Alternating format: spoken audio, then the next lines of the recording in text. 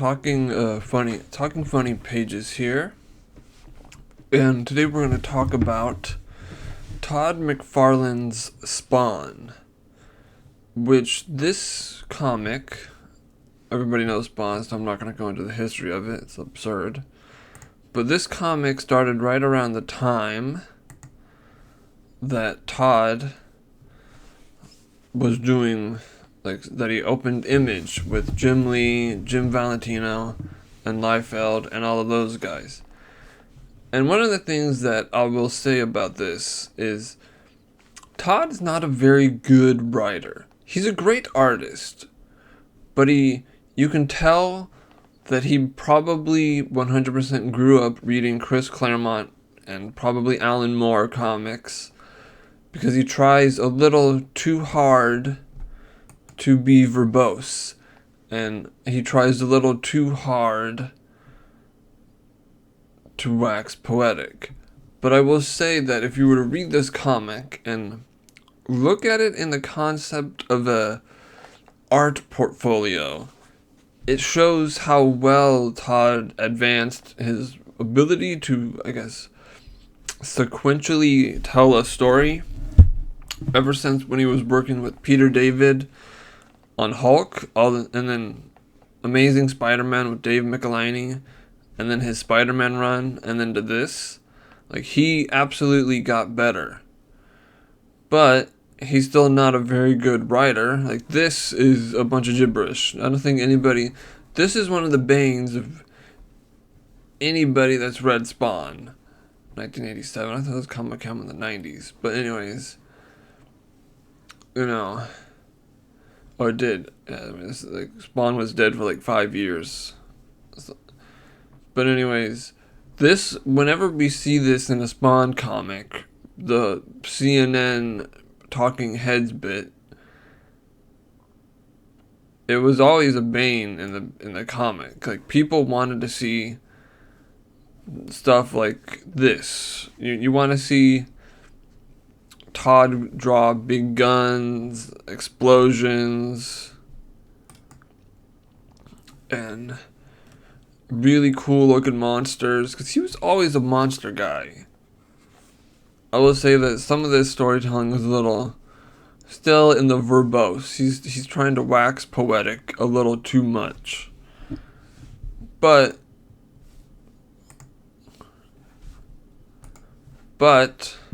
this is actually some really cool layouts right here. The whole concept of a flashback and showing the little panels doing this and the cityscape, and you get a kind of a glimpse at the Spawn countdown timer, which I'll give you guys a spoiler. This timer in the comic, probably up to 50, meant jack squat. It has no impact on the character. He goes down. He's now at 7,000 power. Okay. But this is clearly waxing poetic a little bit. When you read Spawn, you're constantly I would call this is prime top. That guy's got a lot of lats and he's shredded. Damn, those thighs are huge. He did not stop leg day. But what made this comic work at times when Todd was drawing and writing it was he knew how to draw. He knew how to draw a cape really well, and it's Faust, Love of the Damned. And he knew how to draw really cool monsters and fight scenes. And sometimes you do the cheats, this right here is a little bit of a cheat. Just do the outline of them. Yeah, just draw the outline of these characters. But this stuff right here, pretty. Here's the thing, and I'm gonna point this out. You don't see a lot of this type of storytelling in modern comics. And this was also during the time that the comic industry was about to fail. But if we got art and storytelling like this right here, I think comics would be read a lot better. People would enjoy them a lot more. Because current comic artists, they're great structurally, like the details and all the fancy stuff they can do, but they don't have any storytelling chops. They don't know how to tell a story at all. It's not necessarily their fault. I blame their editors, who never taught them how to do it and just hired them because they can draw pinups all day long. But their layouts are bad compared to this. Like, this is actually, that's a lot of detail.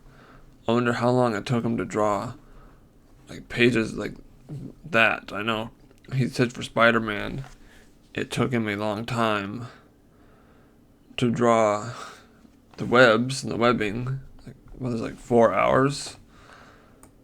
But this, I always like this type of storytelling in comics.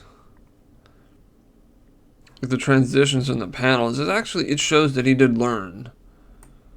But I would say Spawn kind of, when you read it now, you're like, geez, I thought it was going to be like Todd McFarlane at his best. And it's like, well, he couldn't draw Todd McFarlane at his best because he was trying to keep Image from crashing and burning during the 90s. But, and like, most people who were around during the 90s will tell you that these comics were delayed a lot. But these panels, this is pure Spider-Man right here. 100% just pure Spider-Man panel layout webbing.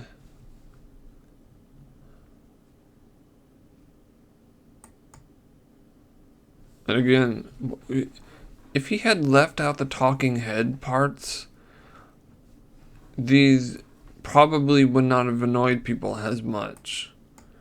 But, like, again, he's always trying to wax poetic, and you can clearly tell he was a huge fan of Chris Claremont's run. Because it's just like, if you look at this, it's like, he's waxing way too much. It's like if you watch the cartoon on HBO when it was out, he waxed way too damn poetic. And it's a lot of cheats in there. Like, you'll notice how he very rarely shows Spawn's face for a while. It's always in the shade or in the shadows or covered by something. It's like, well, I don't want to show what his face looks like when looks like a hamburger. It's too much work to show that. So I'll just shade it in. Again, he uses powers, and now it's at 5. And this is early Todd Spawn.